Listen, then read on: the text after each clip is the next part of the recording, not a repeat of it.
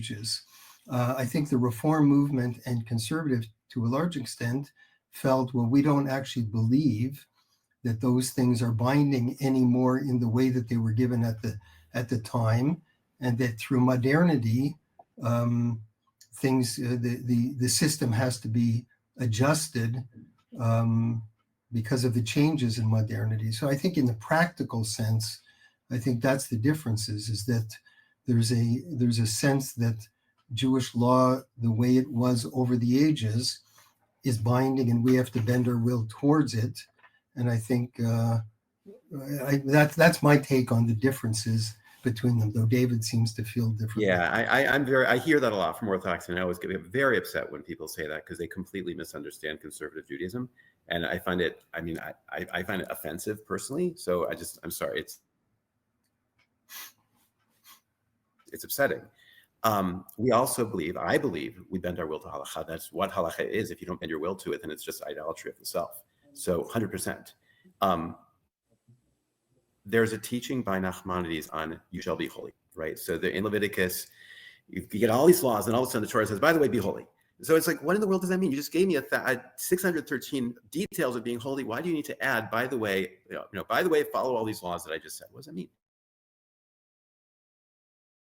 Detail how the laws should apply in every time, in every society.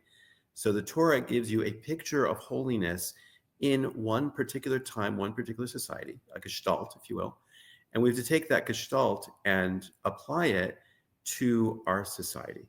So, and this, by the way, is never used as justification in conservative responsa. Conservative responsa use the rules of halacha, but they're willing to find reasons to be more flexible than happens in Orthodoxy.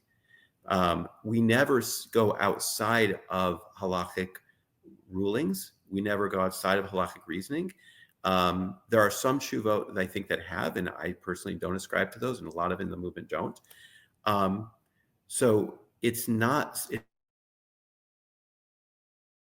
It's not. So the halacha as a system of applying holiness in the world doesn't change.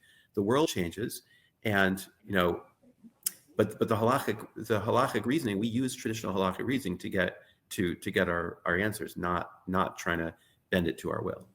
It's interesting that JTS was actually first considered somewhat of an Orthodox institution. The founders of the Young Israel movement were actually JTS grads. And it wasn't really to the mid-50s that there was a big fork in the road on whether you can drive to shul on Shabbos. And I think the initial ruling from the Rabbinical Assembly, I think it was still called that at that time, was that you could drive to your local closest synagogue and then back home. And then since then, they've in some way evolved that ruling. And Orthodoxy, by the way, has also evolved from that perspective. I think Rav David Cohen, like famous posek, like from New York, also said, to a certain extent, that someone could drive is better to break one Shabbos, to keep many Shabboses. Like, we understand that. I think the major difference between the Rabbinical Assembly, which is, I think, the think tank, the halachic think tank of the conservative movement, and mainstream Orthodoxy, is that we don't derive halacha on what we necessarily think.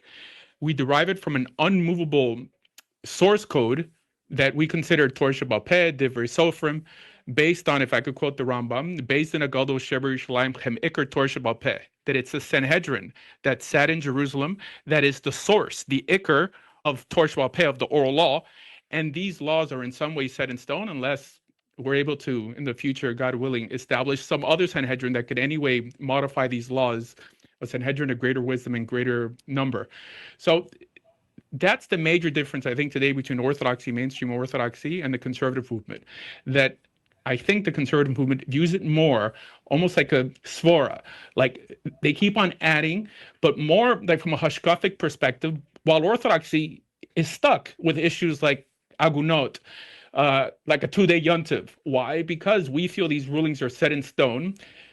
Based on this authority that we believe appears in Parshat Shoftim, the mitzvah we have of lo sasor, of not in any way straying from the actual court, the authority that this court had that had smicha to establish unchangeable law, basically laws that only they can change.